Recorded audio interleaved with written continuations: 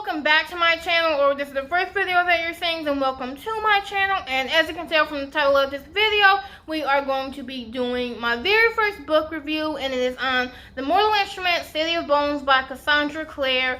It is, oh my goodness, I just have so much to say about it. So we're actually going to cut this intro short because this video is probably going to be like an hour long, maybe, because there's so much to talk about, so many points I want to draw attention to, and so many amazing things I want to point out about how much I love this book. So without further ado, let's just go ahead and get into it.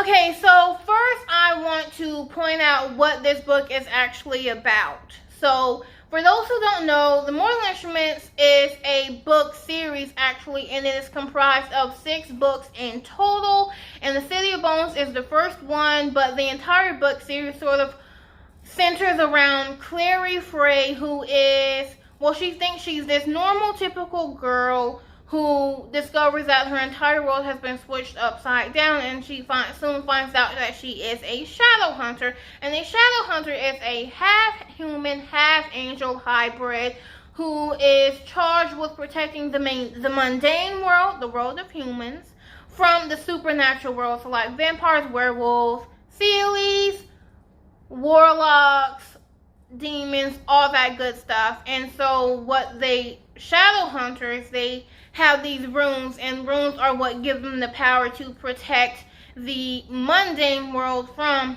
the shadow world. And Clary one day finds out that she's a part of that world, and not only is she a part of it, she's a very huge part of it. And throughout the entire book series, she finds out more and more details about this life that she never knew, and there are so many different obstacles she has to face. But I actually have, this is the first book that I've read, so we're going to jump more into what this book is about. And this book is basically the beginning of it all. This is the book in which Clary finds out who she is, what she is, how her entire life has been a lie, and this book is basically setting us up for the next book, but we'll get more into that later.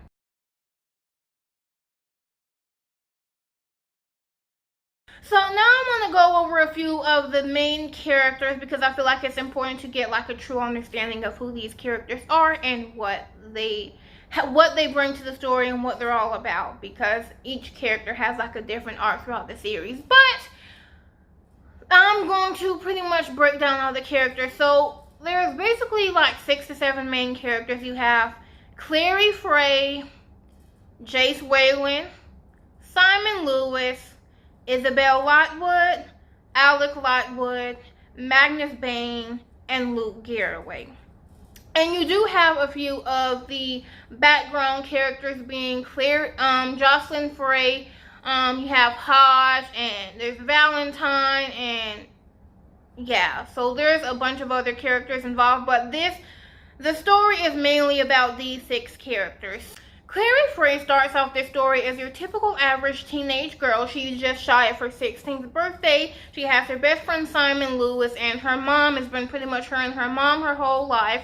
Her mom's longtime friend Luke Garraway, who has been a part of her life since she was a child, and that's pretty much the only detail she knows about her life. So just shy of being normal, she does also have this kind of piqued curiosity about where the rest of her family is, why her mom never talks about her family, and why she doesn't have any pictures of her relatives or of herself from her childhood.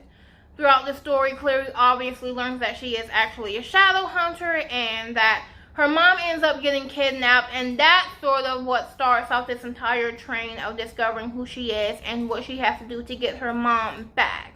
And then you also have Jace Wayland, who is a shadow hunter. He's a male shadow hunter. He is kind of rough around the edges. He doesn't really like display emotions very easily, but that's mainly because he's been through a lot throughout his entire childhood. So Jace was taken in by the Lockwoods when he was a child. I think about 9 or 10 is what the book says, because his father, Michael Wayland, died when he was young, and he died in battle, and Jace actually witnessed the murder of his father, which does have a lot to do with why he's kind of closed off, doesn't show a lot of his emotions. He's very set on like being a shadow hunter, but he kind of does things his way. He doesn't play by the rules. He he follows his instincts. He's kind of impulsive, but in meeting Cleary, he does ultimately help her to figure out who she really is and what happened to her mother and how to get her back.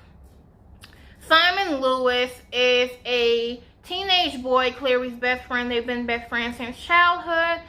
Throughout the story, it's revealed that he does have feelings for her, but other than that, he's just a typical, normal teenage boy who sort of gets dragged along into this crazy world by following Clary and wanting to be there for her and kind of always sticking by her and being her best friend. Alec Lightwood is probably the most complex story arc ever. Okay, so Alec Lightwood is kind of, he's very like, not mean, he just sort of has this like, I don't even really know how to describe him. He's kind of angry all the time, but with good reasons. He's actually closeted, he's gay, he has feelings for Jace. I don't really know what the situation is. It's kind of never been really talked about what his feelings for Jace ultimate were. But he and Jace are actually a parabatai, and basically what that means is they have a strong bond, a strong friendship that's deeply rooted into their blood, and they fight better together, and they kind of like souls combining into one in the most platonic way possible. But Alec is closeted, and he doesn't really, because he can't really be who he truly is or who he really wants to be, he kind of ends up taking that out on his emotions and kind of being short-tempered and angry, and he sticks to the rules. He doesn't break the rules. He strongly believes that, you know, follow the law, follow what the clave says, and that's how things stay okay. Isabel Lightwood is Alec's younger sister. I was mostly surprised by her character in the books because I have seen the TV show, which this book is based on. But Isabel's character is kind of like fun-loving. She's very like, I think she's the most typical, the most mundane, like out of all of the shadow hunters, in that she likes to party, she likes to have fun, she's very excited about things, and she's just a fun, lovable person. And I think that's really incredible, given the fact that she's a part of this dark world and she does these kind of dangerous things. She kind of takes it lighthearted, and she's very like openly emotional about everything. So yeah. And then you also have Magnus Bane, who is my favorite character. Oh my god, okay, so Magnus Bane is the High Warlock of Brooklyn. A warlock is a half demon, half human hybrid. And so Magnus basically has magical powers, and he can summon demons, he creates portals, he travels from one place to another in the blink of an eye. He's just a magical character, and you might be surprised to learn that throughout the books, he actually has a huge involvement in Clary's life, in the sense that Magnus is the one who Clary's mother went to erase her memories. So that he and Clary kind of have this like story and this history behind them. But he's also very reluctant to work with the shadow hunters because of what's happened in the past. Warlocks are also immortal, and Magnus Bane is like 400 years old. So like there is this huge war that happened in the past between the shadow hunters and the downworlders, and because of that, Magnus is very kind of not really trusting of the shadow hunters and what they say. And you also have Luke Garraway, who is Jocelyn, Clary's mother. He's her longtime friend. They've known each other since they were children. They grew up together, and he's kind of always played this father figure in Clary's life. He's always been there for her and just kind of always stuck by her side. And when her mom got kidnapped, he was kind of like closed offish. He was kind of avoiding Clary for reasons that ultimately turned out to be in her best interest, and he was trying to protect her. But there's also a lot of secrets that he was keeping from her. He's a werewolf. He is a former shadow hunter. He was best friends with Valentine, who is Clary's father. There's just so much to discover about Luke Garraway, and I can't really give you the backstory, a huge backstory for all of these characters, because like I said, there is 6 books and I'm only on the first one, so there'll be more details to come as I finish reading the stories, but that's just what I've gotten so far from the characters. And yeah, so now that we've gotten the background of some of the main characters, let's get into the book. So basically, this first book is, because there are 6, and this first book kind of follows 3 main plot points. The first one is Clary discovering the Shadowhunters, losing her mom, and finding out that she is a Shadowhunter. The second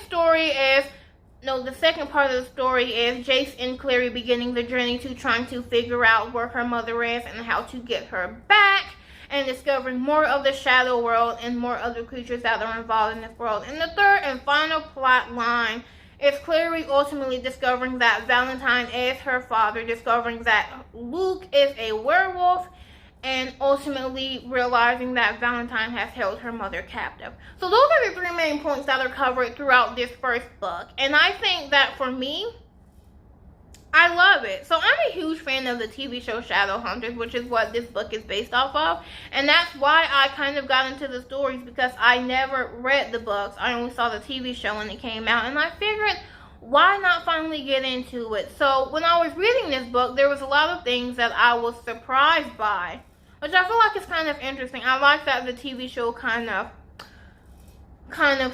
didn't really follow what the book went by exactly. It kind of held its own and had its own storyline, but there was a bunch of different plots in this book that really surprised me. So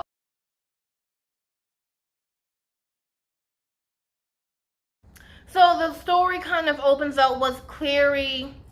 It doesn't start from Clary's point of view. It kind of starts with like Isabel kind of luring this strange man into a janitor's closet, where Alec and Jace proceed to question him about something. I don't really remember what it was, but they kind of question him, and Clary can see them, but Simon can't, because Shadowhunters put up glamours when they're out in public. So Clary sees what's going on, but Simon and the rest of their friends who they're hanging out with, they don't see any of this. So Clary immediately follows them, because that's the smart thing to do. She follows them into the janitor's closet, where she hides, and she witnesses Isabel and Jace and Alec questioning this man, and she thinks it's interesting that they're using words like demon blood and vampires and warlocks. It's just, oh my goodness, I get chills. So it's really exciting how Clary ends up discovering the Shadow World, in the sense that she kind of just ambushes Jace and Alec and Isabel, as they're like, she thinks they're murdering someone, but they're just doing their job and they're killing a demon. But it's really interesting to me. I love that scene and how it kind of like leaves Clary shaken up. And I also love how right after that she kind of goes to her mom with the intention of telling her about what happened. But before she can even do that, Jocelyn just tells her that, oh, they're going away to Luke's cabin, which is, I don't know, it's kind of interesting. Like, I feel like as the reader, you kind of think like, oh, well, is this connected? But Clary, being a typical teenager, she's immediately upset because she finds out that she has to spend her entire summer in the cabin with her mom and her stepdad, kind of, instead of like hanging out with her friends. And I thought it was funny how her attention immediately shifted from, oh my goodness, I just witnessed a murder, to, oh my goodness, I have to go away with my parents for the summer. Like, that scene was so interesting to me. But anyway, moving on. So she ends up getting upset with her mom about how she doesn't want to go away for the summer, and how like she and Simon already have plans, and she's bought something, and how it's non-refundable, and how all this stuff is happening to her. And Simon walks in, and she's yelling at her mom, but she gets upset, and she and Simon just leave to go to this poetry bar where Simon's friend Eric is going to be doing live jazz poetry. And like, before she walks out the door, Jocelyn's kind of like, oh, make sure you call me if anything happens, like, make sure if anything suspicious happens. And Clary, like, I feel like in any other circumstance she would have taken it serious, but she's obviously really upset about everything that's happened, and having to leave for the summer, so she kind of doesn't really pay attention to what her mom is saying. So, you know. But when they're at the poetry bar, Jace ends up showing up, and he's like making all these little remarks to Clary about how Simon's flirting with her and stuff, and she's kind of like responding back. But it's funny because Simon still can't see Jace, like no one can but her, so he kind of just sees Clary as like talking to herself. And so she's at the cafe talking to Jace when Simon goes to get drinks, and she gets a phone call from her mom, and she's upset. And like 3 phone calls in, because she kind of ignored the first 2 because she was upset about everything that was happening, so she ignored the first couple phone calls. And then once like the 3rd phone call, she answers it, and there's like a bunch of shouting in the background and glass shattering, and like Rosalind is kind of like giving Clary all these informations, and she's screaming, and all of a sudden she's like, "I love you, Clary, never forget that I love you," and then the line goes dead. And Clary immediately runs out of the cafe and heads to her apartment to go find her mom. And Jace kind of follows her, and that's pretty much where the real story starts. Now, a few of my favorite points about this story in particular is how I like the dynamic between Clary and Simon. I really love like this symbol of friendship that they have, in the sense that Simon, instead of being shaken with fear or like so paralyzed and shocked by what he finds out about the shadow world and everything, he doesn't really focus on that. He kind of just views it as, oh, this is something that my best friend is going through and I have to help her. And so he follows through with her, and he helps her, and he kind of goes along this journey of finding out who she is and how to get her mom back. Now, it's probably not the smartest idea, because like some interesting stuff does happen to him. I don't want to give away too much of the story because like I want you guys to read it, because I think it's a really interesting story. But there's some things that kind of happen to Simon, and they kind of allude to the point of like mundanes don't belong in the shadow world. And Clary, like Alec, feels the same way about Clary, like you don't belong a part of this world, because he doesn't know that she's a shadow hunter yet. No one does. Jace kind of has a few ideas, and Hodge has a few ideas, but Clary does not really understand of like why she can see these people and Simon can't unless they want him to. She doesn't really understand all that's happening, and all she's focused on is getting her mom back. And she inadvertently, accidentally finds out some secrets about her past and who she really is along the way of finding out about where her mom is. So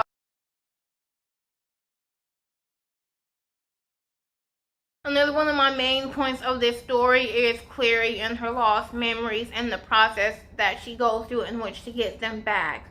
So there's a lot of details behind why her memories are gone that I'm sure we'll find out more later on in like the other books and stuff. But so far it's been revealed that Magnus Bane was the one who erased Clary's memories because Jocelyn, her mother, told him to. So yeah, so before going to Magnus to get her memories back, she goes to the Silent Brothers, which are basically like these shadow hunters that bear these specialized runes, and they can get visions, and they have immense power, and their guard was protecting the shadow world, and they kind of like prophets, and they see things that regular shadow hunters can't. And so she goes to the City of Bones to see the Silent Brothers in order to retrieve her memories, because she believes that her memories hold the key to getting her mom back. So she goes to the City of Bones to get her memories back. It doesn't really work out naturally because like we have to keep the plot going, right? So she soon learns through her memories, even though she couldn't get them all back, she does discover who Magnus Bane is, and that he is a part of the process of retrieving her memory. So she goes to a party that Magnus is hosting for his cat's birthday. I love it. She goes to this party to get her memories back, and while at this party she discovers, this is where Magnus pretty much reveals to her why he erased her memories, and how he has seen her every 2 years since she was a child, and how her mom was the one who wanted her memories to be erased. So that's pretty much he couldn't really retrieve her memories for whatever reason. But he couldn't really retrieve her memories. No, he told her, I forgot, sorry. He told her that her memory was going to come back in time. Because Clary, she had to have her memories erased every 2 years because the spell he would use wasn't permanent. He couldn't permanently erase her memory. So she would just come back every couple of years and have him redo the spell, obviously. So he can't really do anything. The memories have to come back on her own. Clary doesn't really accept that because she has to find her mother, and she doesn't really have a lot of time to wait for her memories to come back. So she kind of leaves the party. Some other stuff happens as well, but again, not gonna spoil everything. So she kind of leaves the party, and there was this kind of moment of flirtation between Magnus and Alec, where Magnus is like, call me. So oh my god. But so moving on from that, after discovering about her memories and everything, Clary, she's been staying at the Institute with Alec and Simon and Jace. No, Alec and Isabel and Jace. She's been staying at the Institute, and Hodge has kind of been helping her, supposedly. He's been helping her to find out more about her mother and how to get her back.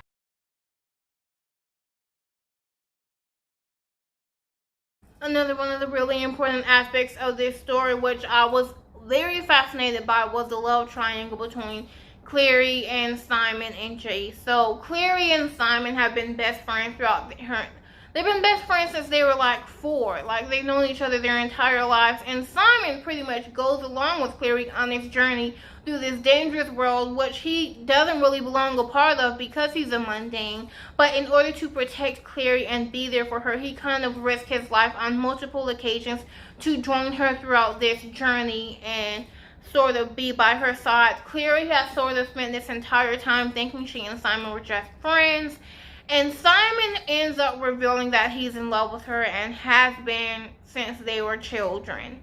And Clary doesn't really say anything back to this, but there's kind of moments throughout the story where when they were at the coffee shop and Simon, some girl was looking at Simon and Clary was getting jealous and stuff. So there are sparks of what Clary would kind of start to have feelings for him and stuff. So I thought that the dynamic of going from being friends to maybe a little bit more, I thought that was interesting. And then there's the relationship between Clary and Jace. I think it's so interesting that I think it's so beautiful that Clary brings out this side to Jace that literally no one else gets to see, in the sense that he openly talks to her about what happened to his father and how he witnessed his dad's murder, and how she notices all these looks on his face, and she can tell how when he's saying one thing, his facial expressions give off something completely and totally different. It's not she sees a part of him that no one really gets to see, and he's vulnerable with her, and he shows. It's just, oh my goodness. I can't with this love story. I think it's so beautiful, the dynamic that they have, and I'm so excited to see how their relationship progresses throughout the rest of the books. It did kind of end on rocky terms. Yeah, we'll get to that in a minute. But at the beginning of the story, before that bombshell hit, Clary and Jace kind of, they like each other. They have these feelings. They share a few kisses, and they I don't know, they kind of, it's no one really knows. That's the thing, no one really knows what's going to happen, or whether or not this is something that's going to continue long term, or whether it's not. So it's kind of this question mark, what's going to happen with Clary and Jace? Question mark, what's going to happen with Clary and Simon? So it's kind of these two stories that are pulling towards one another, and it's really interesting.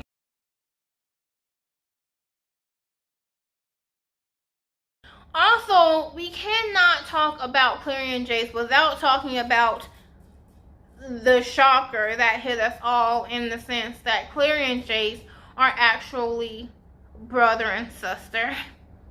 So, and obviously, like, if you've watched the TV show or if you've read the future books, then you know how this entire storyline plays out. But for the sake of assuming that this is, like, for the sake of reading this one book and not focusing on anything in the future, at this point, Clary and Jace are sister and brothers. Pretty much how Clary and Jace find out they're brother and sisters, to make a long story short, is Jocelyn, the entire reason why Jocelyn left the Shadow World is because Valentine, as an act of revenge against her betrayal by the affair that he thought she was having with Luke, he set her house on fire with her entire family in it, and part of that family was her first son, Jonathan.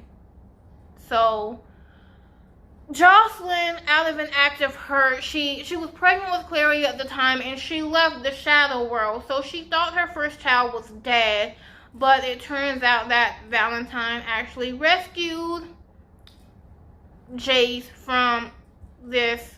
He protected Jace, and he kept him secret from the entire Shadow World, and he kind of like defended his rights by stating he was doing the right thing. I think we all can agree that Valentine's psycho, but basically the point of that is Jace and Clary are now brother and sister. So I think it's pretty interesting to see how their relationship will continue to, how it's going to be irrevocably changed, because they pretty much just find out. Like, how would you feel if you found out you made out with your sister? Like, come on. It's like, so, and obviously there's more details that'll be revealed later on in the story, but the bottom line is, as of right now, you know, they've been told that they're brothers and sisters, and this happened right at the end of the book, so, like, it's not really revealed how they're going to handle this entire situation. I'm excited to start the second book, which I'm going to be starting tonight, so I can't wait to, like, find out about how this all plays out. But my thoughts overall on this entire situation of finding out that they're brother and sisters, I'm mostly just sad for them, because it felt like they really were, like, starting to fall for each other. So it's kind of, it'll be interesting to see how that plays out, and it'll be interesting to see how it affects Clary's relationship with Simon, because, like, I'm just so excited for, like, the romantic aspects of the show. Can't wait. I'm so excited to see how that plays out. But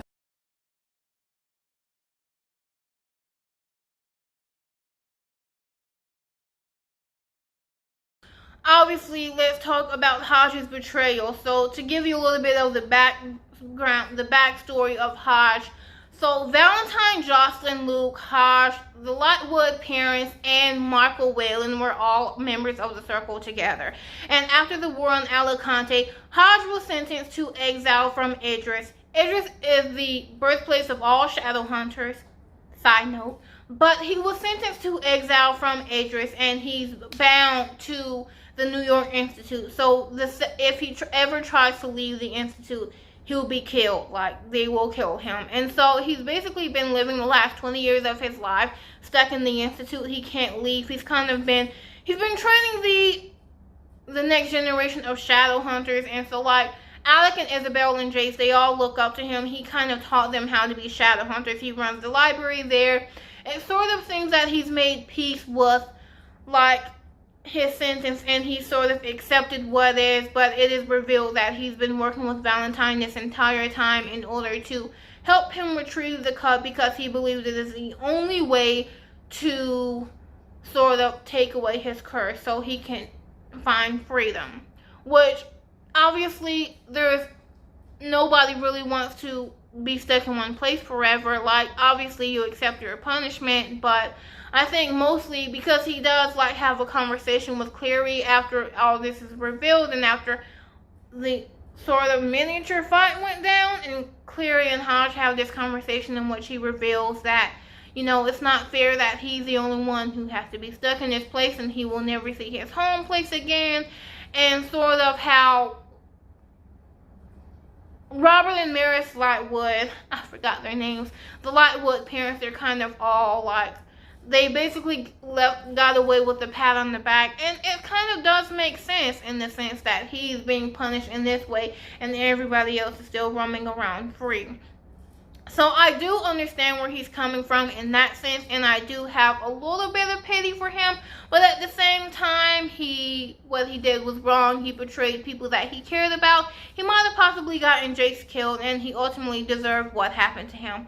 I'm not going to say what happened to him because I want you to read the book, and I don't want to reveal any spoilers, but my opinion on that is that at the end of the day, you don't never really know who you can trust, and that's one of the main themes of the story, in the sense that betrayal does happen a lot throughout this entire book series, I'm sure, and I can't wait to read more and figure out what does happen, but ultimately you don't know who you can trust in the Shadow World, and that's the bottom line.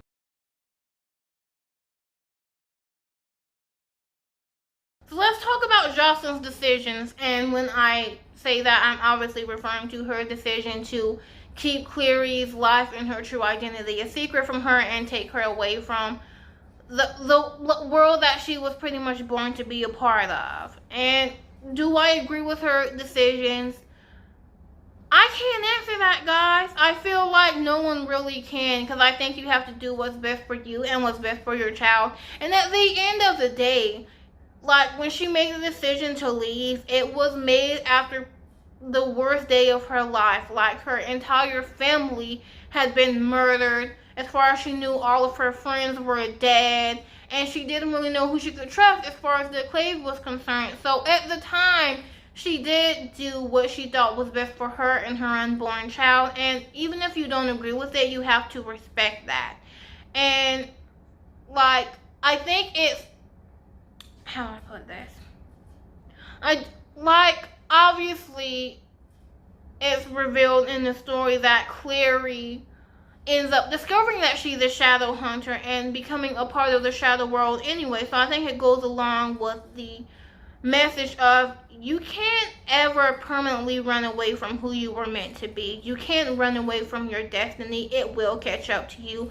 You will discover everything that you were meant to be a part of, and obviously there's a bunch of setbacks to not spending her entire life training, and like, things are a lot more dangerous for her and she doesn't really know what to expect. That's part of what makes it interesting, but still, she doesn't really know what to expect in this world. So yeah, it's like, do you really punish her for protecting her child? Because at the time, she didn't really know who to turn to, and when she walked away, she did originally make the decision to walk away from Luke as well. He ultimately ended up finding her, which, so adorbs, but Luke ended up returning to Jocelyn, and they ended up taking care of Clary together. So I feel like it would have been a happy ending had Destiny not stepped in, because you can't run away from what you were meant to be a part of. So that's pretty much my opinion on that, is that I have no opinion. Do what's best for you, do what's best for your family, and yeah.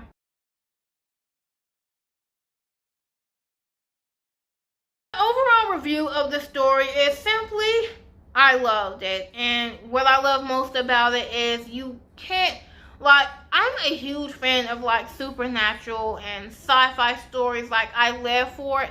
But I love the fact that this book is still, it stands alone. It has its own details behind it, and even if you take out the supernatural aspects, it still would stand alone in the sense that there is a mystery.